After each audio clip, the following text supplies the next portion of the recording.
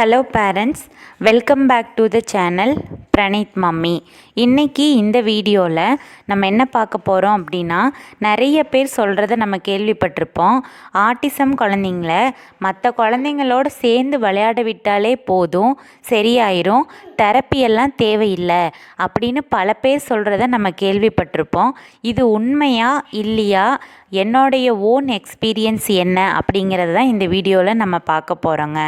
Maximum நம்ம child வந்து autism அப்படின்னு சொல்லி ஐடென்டிஃபை ஆகி நம்ம தெரப்பி போக ஆரம்பிச்சிட்டோனாலே நம்மளோட அம்மா, அப்பா, மாமனார், மாமியார், நாத்தனார், ஏன் நம்மளோட ஹஸ்பண்டு கூட நம்மளோட தாத்தா, பாட்டி எல்லாருமே, ஃப்ரெண்ட்ஸு, ரிலேட்டிவ்ஸு, நெய்பர்ஸு எல்லாரும் சொல்கிற ஒரே விஷயம் என்னென்னா, மற்ற குழந்தைங்களோட சேர்ந்து விளையாட விடுங்க, விளையாட விட்டாலே சரியாக போயிடும். பால்வடி கொண்டு போய் விடுங்க, மற்ற குழந்தைங்களோட உட்கார வச்சாலே சரியாக போயிடும், மற்ற குழந்தைங்களோட சேர்ந்து இருந்தாலே சரியாக போயிடும், இதுக்கெல்லாம் தெரப்பியே தேவையில்லை அப்படின்னு தான் எல்லாருமே சொல்லுவாங்க. இது வந்து 99% ஒர்க் அவுட் ஆகாதுங்க. 1% ஏதாவது ஒரு குழந்தைக்கு அதிசயமாக மற்ற குழந்தைங்களோட விளையாட விட்டு தெரப்பி தேவையே இல்லாமல் மற்ற குழந்தைங்களோட விளையாட விட்டு இம்ப்ரூவ் ஆனால் ஆகலாம். ஏதோ ஒரு குழந்தை, ஒரு 100ல் ஒரு குழந்தை, அதுவும் ரேர் தான், இம்ப்ரூவ் ஆனால் ஆகும், இல்லைன்னா இல்லை, அவ்வளோதாங்க. 99% வந்து மற்ற குழந்தைங்களோட சேர்ந்து விளையாடக்கூடிய திறமை ஆட்டிசம் குழந்தைக்கு இருக்காது. ஏன்னா ஆட்டிசம் ஒரு குறைபாடு, அந்த குழந்தைக்கே ஒரு குறை இருக்குது. என்ன குறைன்னா கம்யூனிகேஷன் இல்லை. மற்ற குழந்தைய பார்த்து அந்த குழந்தையோட சேர்ந்து விளையாடக்கூடிய எபிலிட்டி ஆட்டிசம் குழந்தைங்களுக்கு இருக்காது. ஸோ அதனால தான் நம்ம வந்து தெரப்பி சென்டருக்கே கூட்டிகிட்டு போகிறோம்.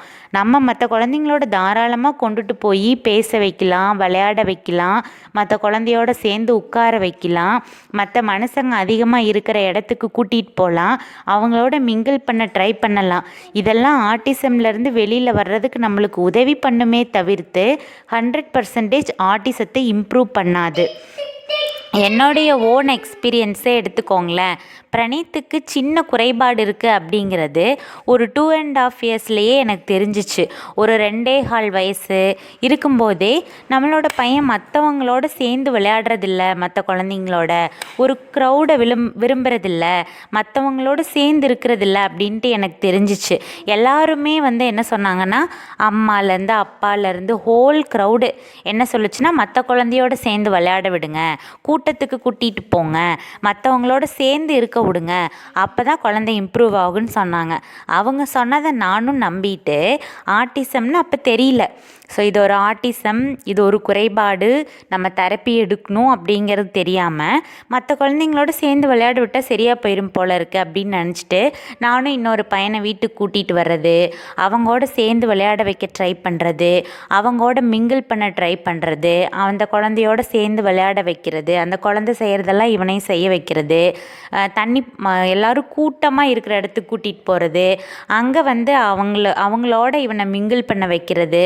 ஸோ இந்த மாதிரி ஒரு 3 இயர்ஸ், ஆல்மோஸ்ட் 3 இயர்ஸ் வரைக்கும் நான் ட்ரை பண்ணிட்டேன். அதை இம்ப்ரூவ்மெண்ட் என்னன்னு பார்த்தீங்கன்னா 0% தான் அவன் இம்ப்ரூவ் ஆகியிருந்தான். காலையிலேருந்து ஈவினிங் வரைக்கும் பிரணீத் எப்படி அந்த பையனோட விளையாட வைக்கலாம், எப்படி அந்த பையன் செய்கிறது அவனே செய்ய வைக்கலாம் அப்படின்னே தான் நான் ட்ரை பண்ணிகிட்டு இருந்தேன். அதே மாதிரி வெளியில் கூட்டிகிட்டு போய் மற்றவங்கள எப்படி பார்க்க வைக்கிறது, பேச வைக்கிறது, அவங்களோட எப்படி உட்கார வைக்கிறது, அதே தான் ட்ரை பண்ணிகிட்டு இருந்தேன். அவ்வளோ ட்ரை பண்ணியும் அவுட்புட் வந்து பார்த்திங்கன்னா 0% தான் இருந்தது. 3 இயர்ஸில் தான் இது வந்து ஒரு ஆட்டிஸ்டிக் ஃபீச்சர், மற்ற குழந்தையோட சேர்ந்து விளையாட முடியாது, அதில் அந்த குழந்தைக்கு ஒரு குறைபாடு இருக்குது நம்ம குழந்தைக்கு அப்படிங்கிறது ஐடென்டிஃபை ஆகி தெரப்பி கொடுக்க ஆரம்பித்ததுக்கு பின்னாடி தான் அவன் மற்ற குழந்தையே பார்க்க ஆரம்பித்தான்.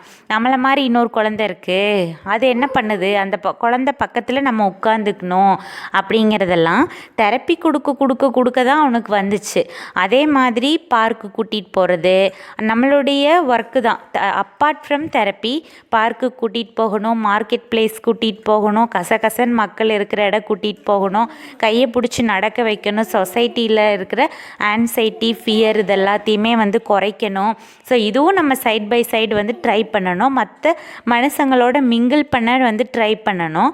ஸோ இதெல்லாம் ஒட்டு மொத்தமாக தெரப்பியும் சேர்ந்து கொடுக்க தான் அந்த குழந்தை இம்ப்ரூவ் ஆகுமே தவிர நீங்கள் பாட்டுக்கு ஒரு குழந்தையோட சேர்ந்து விளையாட விட்டீங்க அப்படின்னா 99% இம்ப்ரூவ் ஆகாதுங்க.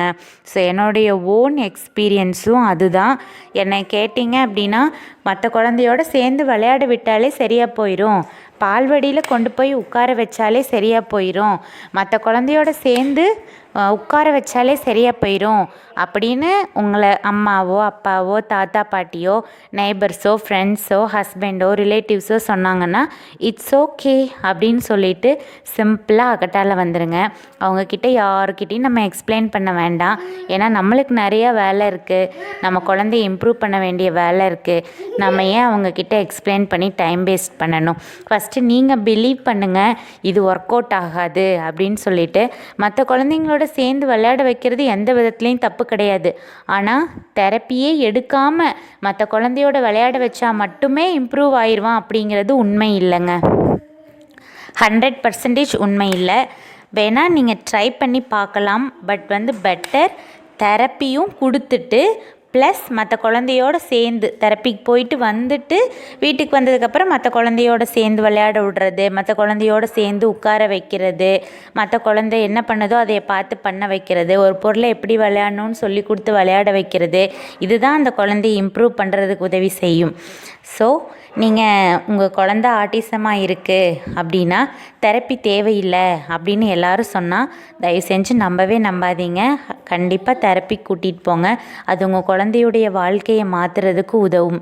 மற்றவங்க சொல்கிறத கேட்டுட்டு குழந்தைங்களோட விளையாட விட்டாலே சரியாக போயிடும், தெரப்பியே தேவையில்லை அப்படின்னு நினச்சிட்டு வீட்டில் வச்சுக்காதீங்க. தெரப்பிக்கு போயிட்டு வந்துட்டு மற்ற குழந்தையோட சேர்ந்து விளையாட விடுங்க. அது டபுள் பெனிஃபிட் கிடைக்கும், நல்லாவே இம்ப்ரூவ் பண்ணும் உங்கள் குழந்தைய. Thank you so much. வீடியோ பார்த்ததுக்கு சப்ஸ்கிரைப் பண்ணி